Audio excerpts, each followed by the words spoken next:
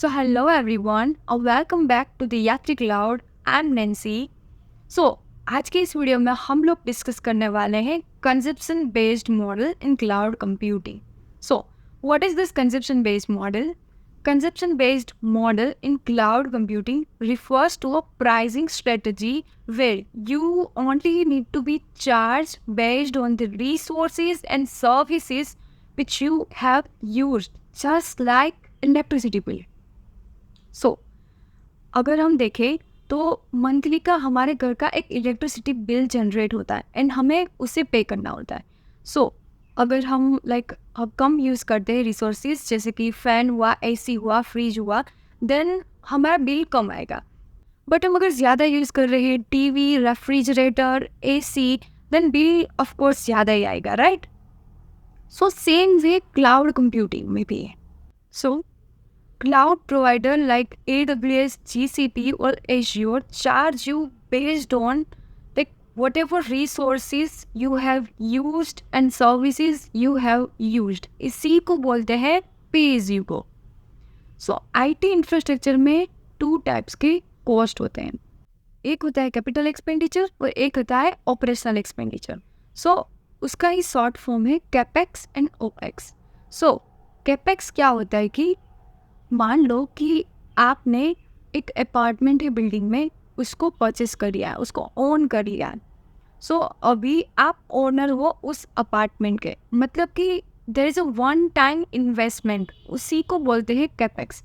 Capex में क्या होता है क्लाउड कंप्यूटिंग में कि आपने किसी रिसोर्स या फिर कोई सर्विस है उसको आप ऑन कर रहे हो, ओके, उसको आपने कम्प्लीटली ऑन कर लिया है, देन वो वन टाइम इन्वेस्टमेंट हुआ. लाइक आपका एक प्राइवेट क्लाउड है और आपने उसमें एक सर्वर को ऑन कर लिया, आपका खुद का ही सर्वर है. सो उसी को बोलते हैं कैपिटल एक्सपेंडिचर. आपको एक ही बार सर्वर को परचेस करना है, उसके बाद का जो वर्क होगा वो ऑपरेशनल एक्सपेंडिचर में आता है.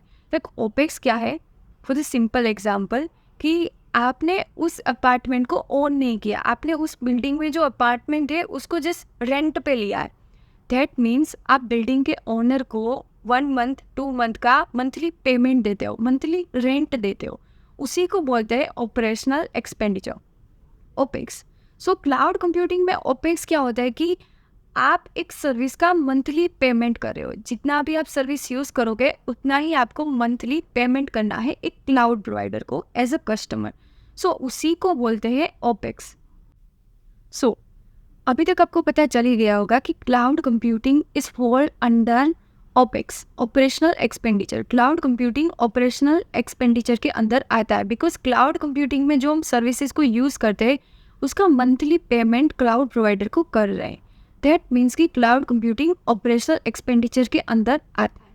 कंजप्शन बेस्ड मॉडल्स के बेनिफिट्स क्या क्या होंगे? क्योंकि कंजप्शन बेस्ड जो मॉडल है वो ऑपरेशनल एक्सपेंडिचर के ऊपर वर्क करता है. लाइक आपको पहला बेनिफिट तो यही होगा कि वन टाइम इन्वेस्टमेंट नहीं है. मान लो कि आपने वन टाइम इन्वेस्टमेंट कर दी एंड देन आप वो उस रिसोर्स को या फिर सर्विस को यूज़ नहीं कर रहे हो, देन वो आपका लॉस होगा. बट ऑपरेशनल एक्सपेंडिचर में क्या होता है कि आप रिसोर्स को, अभी सर्विस को जितना यूज़ करोगे उतना ही आपको पेमेंट करना है एक क्लाउड प्रोवाइडर को. सो ये फर्स्ट बेनिफिट हुआ.